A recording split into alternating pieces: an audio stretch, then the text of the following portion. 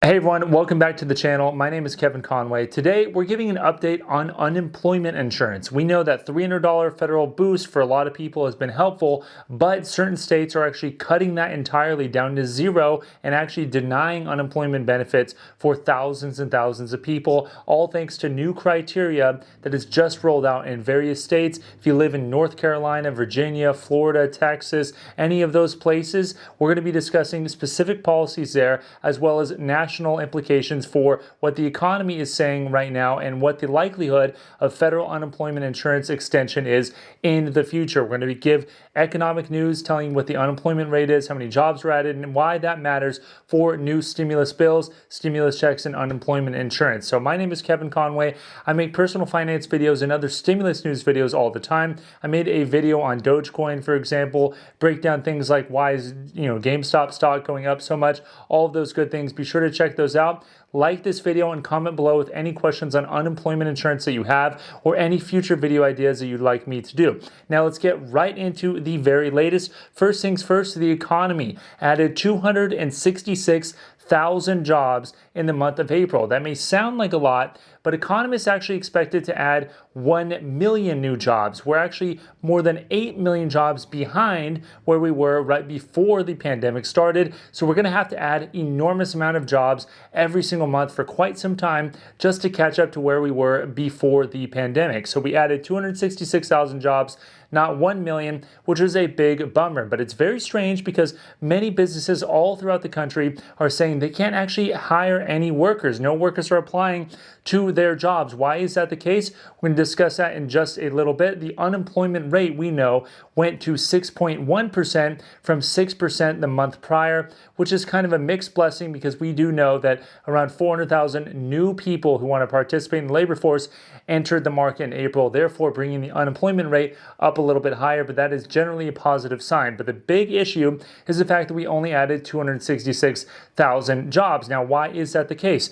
Many people are pointing to the unemployment insurance boost of $300 per week as the main reason why the unemployment insurance, the jobs are not actually being created right now because people are not taking the jobs that are open because unemployment insurance is a better deal for them. That is what proponents of getting rid of the unemployment insurance boost of $300 per week are saying right now. We know that major players are saying this. Of course, this is a very big thing for the Republicans. They did not sign on to this extension of unemployment insurance through September, and they certainly would like to cut it down substantially now. We know the United States Chamber of Commerce has come out and said you need to immediately get rid of this $300 per week in unemployment insurance. Here's what the Chamber of Commerce actually said. They said the disappointing jobs report makes it clear that paying people not to work is dampening what would be a stronger jobs market. We know that that is a sentiment that many people feel right now. Business owners anecdotally are saying the same thing. They are not able to get people into their businesses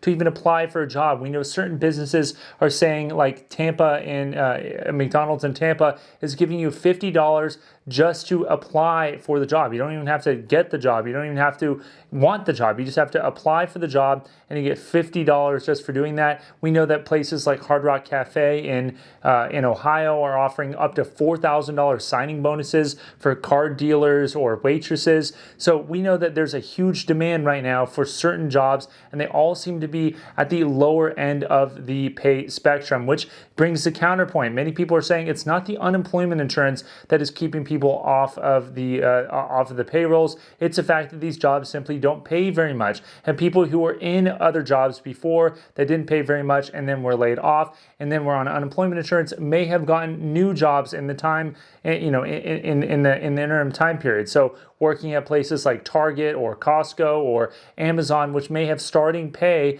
of $15 an hour or more. That's where a lot of people are going. What do you guys think? Let me know in the comments below. This issue is going to be one of the more significant issues policy-wise later on in the year. It's already heating up, as you can tell right now. We know Republicans like Marco Rubio, a very prominent figure in the Republican Party, says that it's no wonder why people are not participating since they are getting paid more not to work than they are than they are working due to the unemployment insurance benefits. We know that a lot of people are making substantially more in unemployment insurance because of that federal boost, and that federal boost is on the table now to be cut. We know some states are actually going ahead and doing this actually preemptively. The federal unemployment insurance boost goes all the way until September, but certain states are actually saying, I'm just going to go ahead and cut it right now. If you're getting the federal boost, you're not going to get it anymore. One state in particular, Montana, is actually saying no more federal boost at all. You don't get that at all. But on the counter end, if you're on unemployment insurance as of May 4th, and then you go and you get a job, Montana will give you a $1,200 signing bonus, a return to work bonus, so to speak, as they are calling it. What do you guys think of that incentive? What do you guys think of going back to work? For those people who are on unemployment insurance right now, let me know your thoughts in the comments below.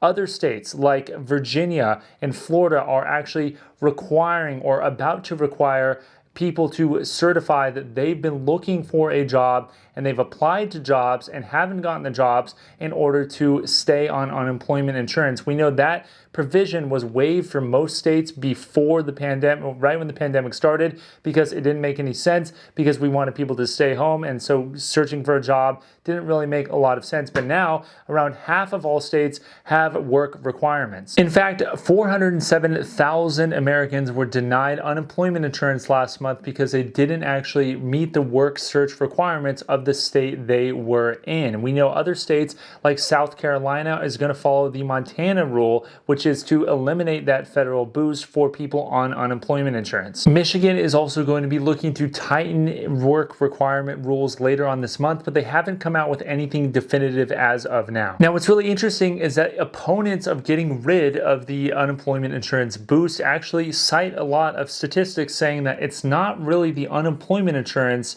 that is preventing people from going back to work. It's the fact that a lot of places haven't opened up yet in certain cities and certain states. We know that every state is acting a little bit differently, and we know that certain people can't find childcare for their children because there's no school that is open in order to drop their kids off so that they can go to work, and they may have not gotten the vaccine in the first place. So we know all of these are reasons that people may not be going to work, and Janet Yellen actually is one of the people that thinks the unemployment insurance is not preventing people from going back to work. Here's what she said. When you look across states or across sectors or across workers, if it were really the extra benefits that were holding back hiring, you'd expect to see that either in states or for workers or in sectors where the replacement rate due to unemployment insurance is very high, you'd expect to see lower job finding rates. And in fact, you see the complete opposite. All of this is going to come to a head when it comes to passing the American Families Plan and stimulus bills that the Biden administration wants to pass right now. With the economy the way it is, with the fact that there are millions of unfilled jobs and millions of unemployed workers, and that sort of juxtaposition is very strange for many people to wrap their heads around, it seems like it'll be very difficult to get a bipartisan consensus on passing the new stimulus bills, which aims to add in more and more money into the economy to solve an issue which many people don't view as an issue at all. I'm very curious to hear what you guys have to say. Please leave it in the comments below, and please like this video if it helped you out in any way, and I'll see you next time. Thanks.